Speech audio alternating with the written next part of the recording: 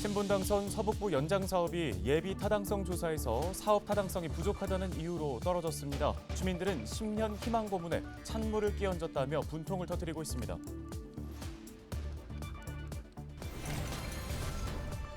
공원 등 일상 곳곳에서 흉악 범죄가 잇따라 발생하고 있습니다. 왜 이런 범죄가 일어나는지, 범죄에 노출됐을 때 어떻게 대응해야 하는지 이슈앤피플에서 자세히 짚어보겠습니다.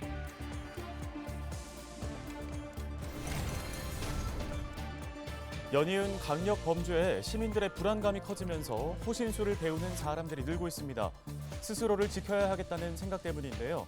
기자가 간다에서 위급한 상황에서 나를 보호할 수 있는 호신술을 배워봤습니다.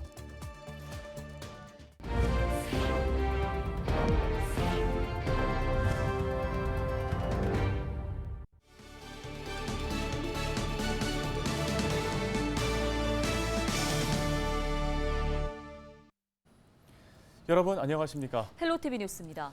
신분당선 서북부 연장 사업이 예타에서 탈락했다는 소식을 어제 전해드렸습니다. 예비 타당성 조사는 정부 예산이 500억 원이 넘게 들어가는 대규모 사업의 경제적 타당성을 검증해 사업 추진 여부를 판단하는 건데요.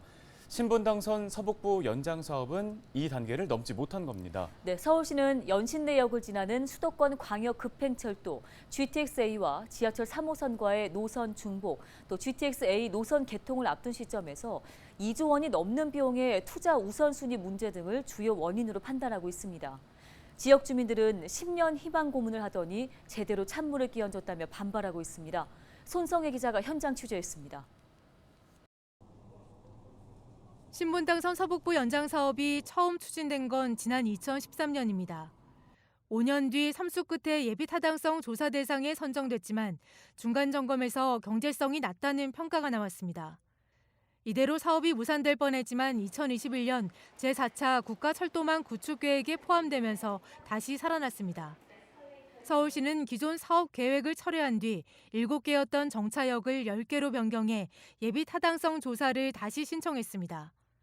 하지만 결국 사업 타당성이 부족하다는 이유로 예비 타당성 조사 문턱을 넘지 못한 상황. 주민들은 허탈감을 감추지 못했습니다. 11년이라는 긴 세월 동안 참 많이 뛰어다녔고 많은 사람을 만났고 많은 이야기들을 했습니다. 대한민국의 그 예타가 이렇게 타이트하고 철저하게 이루어지는지, 이게 왜 서북부 은평 구민한테만 이런 명확한 잣대가 이루어지는지 심히 유감스럽고, 지난 10년간 수많은 정치인들의 희망 고문에 속았다며 분통을 터뜨렸습니다. 양당에서 같이 공동으로 서울시장 후보와 대통령 후보 두 분이 공동 공약을 한 거 아닙니까? 당연히 우리 주민들은 90%의 확률 속에 희망을 가졌던 거죠. 근데 보정도 아니고 완벽한 드롭으로. 김미경 은평구청장은 신분당선 서북부 연장 사업은 대통령과 서울시장의 서부권 대표 공약이었다며 유감을 표했습니다. 그러면서 은평에는 국립한국문학관, 국제빙상장 등 대규모 시설이 차례로 들어설 예정이라 신분당선 연장이 절실하다고 강조했습니다. 오세훈 서울시장은 신분당선 서북부 연장 노선은 통일로 교통 혼잡 완화, 강남북 균형 발전을 위해 반드시 필요한 사업이라며 새로운 노선을 마련해 조속히 사업을 재추진하겠다고 밝혔습니다. 하지만 주민들은 대안 노선을 마련해 사업을 재추진하겠다는 건 기약 없는 희망 고문을 시작하겠다는 것이라며 목소리를 높였습니다. 다른 대안 한번 찾아보겠다. 10년을 그렇게 얘기해 왔지 않습니까? 4차에서 드롭이 되면 다시 해가지고 5차에 실리고 그 5차가 수행이 돼서 예타가 들어가려면 최소한 5년이 걸립니다. 그리고 그것이 실행되기까지 또 10년의 세월을. 신분당선 서북부 연장 사업은 10년 가까이 지지부진하다 사업 계획안 철회와 수정이라는 우여곡절 끝에 예비 타당성 조사를 다시 받게 됐지만 끝내 같은 이유로 자초됐습니다. 헬로티비 뉴스 손성입니다. 다음 소식입니다. 은평구 녹번역 인근 지역이 국토교통부가 추진하는 공공재개발 예정지로 지정됐습니다. 도심 공공주택 복합사업은 정비사업 추진이 어려운 도심 노후 지역을 공공주도로 빠르게 개발해 주택을 공급하는 사업인데요. 국토부가 24일 발표한 예정지구는 녹번역 인근과 신길 15구역, 사가정역과 용마터널 인근 등 모두 4곳으로 녹번역 인근 역세권의 공급 규모는 170여 세대입니다.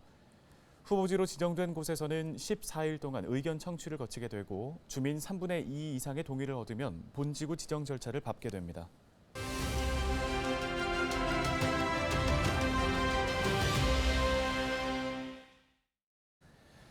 연이은 흉악 범죄에 시민들이 불안에 떨고 있습니다. 최근 발생한 범죄들 사이에 연관성이 있는지 또 무차별 범죄에 노출이 됐을 때 어떻게 대응을 해야 하는지 도움 말씀 들어보겠습니다. 네, 동국대학교 경찰사법대학 곽대경 교수가 전화 연결돼 있습니다.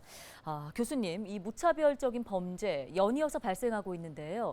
비슷한 유형의 범죄라고는 할 수 없지만 이런 흉악한 범죄가 가까운 시일 안에 계속 발생하는 이유, 좀 관련성이 있다고 볼까요? 지금 발생한 그런 범죄들의 특성들은 사회적 외톨이들이 우리 사회에 대한 분노나 불만을 마음속에 담고 있다가 더 이상 자기가 이제 참지 못하는 그런 임계점을 넘은 그런 상황에서 폭력적인 공격 행동을 한 그런 범죄 행동이라고 파악을 하고 있습니다. 따라서 분명히 범행 수법들은 그 일부 참고를 할 수 있겠지만 전혀 앞에 발생한 사건을 보고 그대로 그 다음 사건들이 따라서 한 모방 범죄라고 보여지지는 않습니다.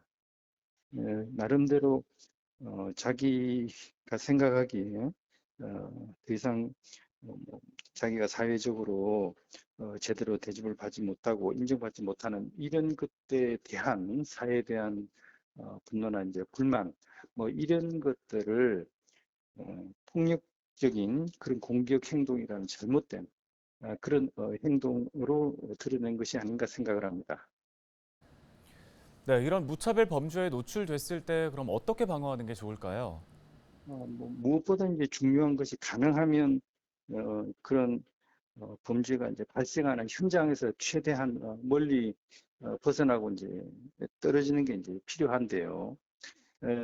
그럼에도 불구하고 실제로 바로 그냥 눈앞에서 이런 상황을 갖다가 맞이하게 된 그런 상황에서는 중요한 것이 첫 번째 공격해 오는 그런 행동을 피하는 게 중요합니다. 그래서 만약에 자기 몸에 가방이라든지 아니면 긴 우산 이런 것들이 있다면 그런 걸 이용할 수도 있고 그리고 남성들은 필요하다면 겉옷을 벗어서 윗옷으로 이제 첫 번째 이제 공격을 피하더라도 그렇게 피하고 옆으로 빨리 도망치는 게 무엇보다 필요하다고 생각을 합니다. 네, 이 흉악범죄 예방을 위해서 정부가 의무경찰제 부활을 추진하겠다고 했고 경찰은 순찰과 CCTV 설치를 확대하겠다고 했는데 충분한 대책이 될 수 있을 거라고 보십니까? 범죄 예방에는 충분한 예방 대책이란 것을 마련하기는 쉽지 않습니다. 항상 언제 어디서 범죄가 발생할지 모르는 그런 상황에 미리 대비를 하고 주의하고 조심하는 것이 최선이란 거죠. 그래서 항상 범죄 예방은 아주 만족할 만큼 완벽하게 예방을 했다라고 말하기는 어렵습니다. 이번에 이제 경찰에서 의경제도를 다시 이제 부활한다라고 한다면 지금 부족한 경찰 인력을 보완을 해서 그만큼 거리에서 경찰 의무를 수행하는 사람들의 이제 숫자를 늘림으로써 경찰의 가시성을 높이는 것이기 때문에 그걸 통해서 이제 국민들이 범죄로 인해서 생길 수 있는 그 범죄에 대한 두려움 이런 수준을 좀 낮추는 데 이제 기여할 수 있지 않을까 그런 기대를 해봅니다. 네, 알겠습니다. 도움 말씀은 여기까지 듣겠습니다. 동국대 경찰사법대학 곽대경 교수였습니다. 네, 이렇게 나도 언제든 당할 수 있다는 불안감이 커지면서 호신술을 배우는 사람들이 늘고 있습니다. 네, 기자가 간다 손성혜 기자가 나를 보호하는 호신술 직접 배워봤습니다. 밤 9시가 넘은 늦은 시간인데도 체육관이 호신술을 배우러 온 사람들로 가득 찼습니다. 최근 장소를 가리지 않고 끔찍한 범죄가 연달아 발생하면서 호신술에 대한 관심이 늘고 있습니다. 최근 1, 2주 사이에 이제 회원이 급격히 이제 증가가 됐고요. 전체 비율이 한 30-40% 정도 증가했고, 누구든 범죄의 표적이 될 수 있다는 두려움에 스스로를 지키려는 겁니다. 세상에 어쨌든 지금 너무 많은 일이 일어나고 있잖아요. 세상이 너무 험하니까 나 스스로가 나를 지켜야 되는 생각을 많이 하니까. 제가 발목을 다쳐서 만약에 그런 상황이나 그런 게 맞닥뜨리면 저는 도망갈 수가 없어서 대처를 해야 되거든요. 취재진도 생존 무술이라고 하는 크라브마가를 직접 배워봤습니다. 기본 동작인 공격에 즉각 반응하기. 우리가 기본적으로 갖고 있는 본능, 움츠려드는 본능, 내가 조금 소극적으로 되는 본능 자체를 뻗는 본능으로 바꾸기 위해서 뻗는 동작을 한번 배워보실 거예요. 제일 기본적인 동작이기도 하고. 주먹을 쥐는 게 좋을까요? 피는 게 좋을까요? 손은 펼치시는 게 정답은 없지만 제 그 개념으로 봤을 때 손을 펼치시는 게 훨씬 더 확률적으로 방패를 길게 만들기 때문에 더 좋을 것 같습니다. 공격이 배 쪽으로 들어온다 싶으면 엉덩이를 뒤로 빼면서 상대의 팔을 있는 힘껏 밀쳐냅니다. 팔은 일직선으로 끝까지 뻗어야 힘이 많이 실립니다. 상대가 연속으로 공격하는 상황에서 방어하기. 움직여 볼게요. 움직이면서 계속 그 공간을 벗어난다는 느낌으로 계속 움직여 주셔야 돼요. 실제 상황이 아닌데도 순간 죽기 살기로 해야겠구나 하는 생각이 들었습니다. 이런 칼이나 이런 날카롭고 뾰족한 거 무기를 들었을 때 그 압박감도 이겨내는 것도 필요하기 때문에 계속 이렇게 감각 자체가 무뎌지게, 상황 자체에 무뎌지게끔 반복 훈련이 굉장히 중요하고요. 이번엔 맞고 밀치기. 두 가지 동작이 거의 동시에 나와야 합니다. 맞고 나서 내가 손이 들어와서 밀면은 타이밍이 안 맞아요. 늦기 때문에 거의 동시에 뻗듯이 들어가셔야 되시는 거거든요. 그러니까 맞고 밀치고 빠르게 한번 해볼게요. 자, 괴한이 흉기를 들고 공격한다면 네. 일단 무섭고 죽을 것 같아도 끝까지 정신을 놓지 않는 게 중요합니다. 내가 살겠다는 의지로 최대한 세게 상대방을 밀치는 게 중요한 거고요. 가방 등 소지품을 활용하는 것도 방법입니다. 괴한이 손에 든 흉기를 놓치게 하겠다는 생각으로 있는 힘껏 쳐냅니다. 칼이 들어오는 쪽으로 손을 뻗어주시면 돼요. 더 이상 못 들어오게 그게 막힙니다. 다시. 상체 쪽으로 공격이 들어올 때는 괴한의 얼굴을 공격한다는 생각으로 힘을 가합니다. 흉기를 들고 나를 쫓아오는 공격에선 넓게 움직여야 합니다. 내가 움직인다고 해서 뒤로만 가도 답이 없는 게 상대방이 칼을 들고 나한테 몰아붙이듯이 들어오는 거기 때문에 뒤로 가면은 뒤로 갈수록 어떻게 나는 점점 이렇게 되시는 이런 상황이 이제 발생하시는 거고 뒤로 가는 게 아니고 최대한 공간을 활용해서 넓게 움직이셔야 돼요. 호신술은 괴한을 공격하는 기술이 아닙니다. 피해를 최소화하고 도망갈 시간을 확보하는 방법을 익히는 겁니다. 괴한이 뒤에서 공격해 넘어졌다면 최악의 상황이지만 이때도 포기하지 말고 맞고 밀치고 도망을 기억합니다. 발로 걷어찰 때는 배 쪽이 아닌 역시나 얼굴 쪽을 차야 합니다. 발을 최대한 길게 뻗어 괴한과의 거리를 넓힙니다.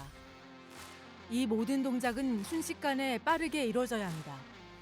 도망가는 게 우선이지만 그럴 수 없는 상황이라면 자신을 보호하는 기술을 익히는 게 필요하다고 전문가들은 조언합니다.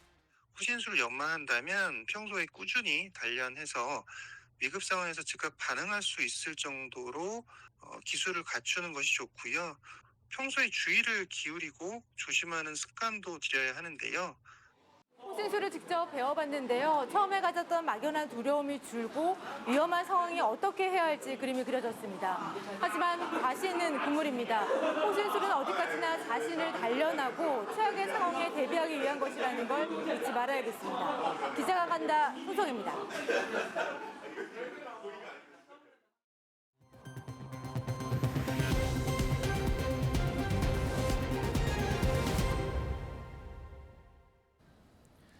양천구가 다음 달부터 어르신 평생 학습 프로그램인 장수문화대학을 운영합니다. 구는 장수문화대학에 참여할 신월 1에서 7동과 신정 3, 4동의 어르신 450명을 모집한다고 밝혔습니다. 장수문화대학에서는 실버 체조와 라인 댄스, 반려식물 재배법 등 다양한 강좌를 일주일에 한 번 10주 동안 수강할 수 있습니다.